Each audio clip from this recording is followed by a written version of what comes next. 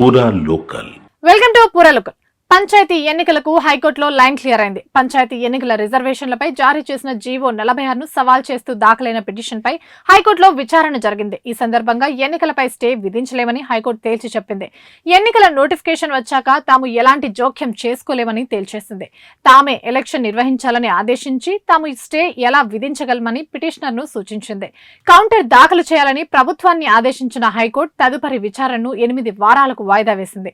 GO 46పై దాఖలైన petition విచారణ సందర్భంగా సబ్ కేటగిరీ రిజర్వేషన్లు లేనందున మీరు ఎన్నికలు రద్దు చేయాలని కోరుకుంటున్నారా అని పిటిషనర్ ను ప్రశ్నించింది. 42% రిజర్వేషన్ జీవో విచారణ సమయంలో పాత పద్ధతిలో ఎన్నికలు నిర్వహించాలని తామే చెప్పారు.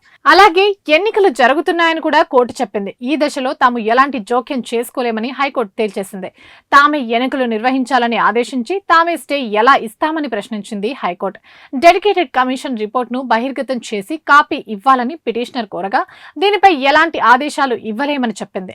సబ్ కేటగిరీ రిజర్వేషన్లపై 6 వారాల్లోపు కౌంటర్ దాఖలు చేయాలని ప్రభుత్వాన్ని ఆదేశించిన కోర్టు తదుపరి విచారణను 8 వారాలకు వాయిదా వేసింది. ఇవి ఇప్పటివరకు అప్డేట్స్. మరిన్ని అప్డేట్స్ కోసం చూస్తూనే ఉండండి పూరా లోకల్.